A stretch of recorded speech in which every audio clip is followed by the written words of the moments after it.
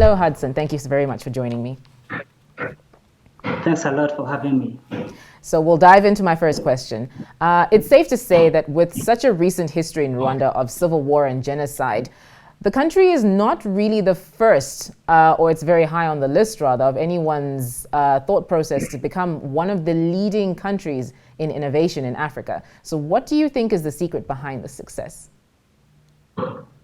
Yeah, I think really the secret is about policies, because when you look at Rwanda, there are no tangible resources that you can really say they are behind the success story of what Rwanda has achieved in the last 15, 20 years. But it's really about policies that the government has put in place.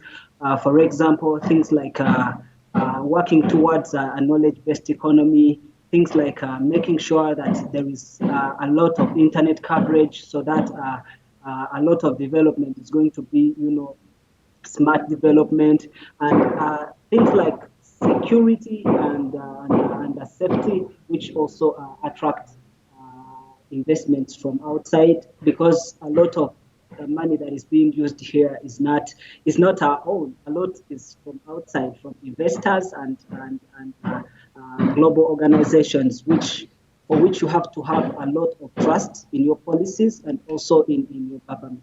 I think these are some of the key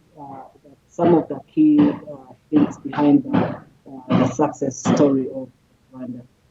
That's actually very interesting. I like that you mentioned that investors have to feel safe with bringing their money into Rwanda. And I mean, as I said, given the country's history, it's quite fascinating that this is what Rwanda has managed to build over time. So now I have to move into this question as well. So we live in a world of branding and marketing, and some critics would argue that Rwanda is taking all the shine because they boast a little louder about their innovations and their technological achievements as compared to other developing countries. So what would you have to say to that? Well, that is a strategy as well, that you cannot blame Rwanda.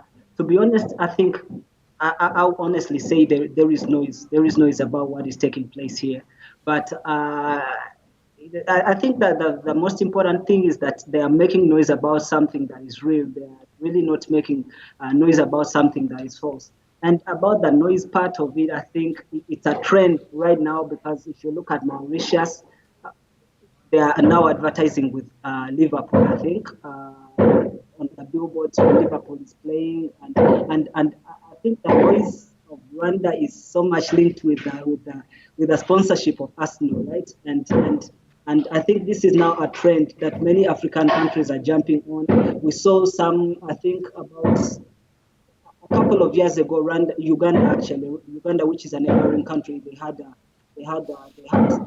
ad which was talking about their country on CNN. I think it's also a trend, and it's really important, and it's helping Rwanda. Publicity is always good, right? So my final question to you, Hudson, would be how much of this economic growth and technological success would you attribute to the Kagame RPF regime?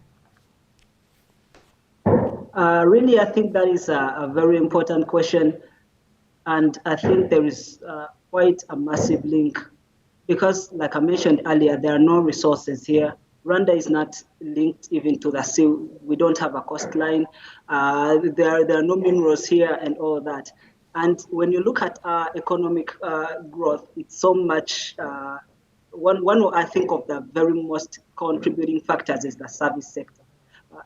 So the government has had really some visionary moves to make. For example, investing a lot in hospitality sector, in the service sector, to mention but a few. And if it wasn't for these, visionary moves, you wonder really.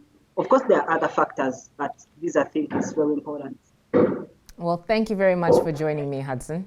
I do enjoy your technological advancements in Rwanda. Thanks a lot.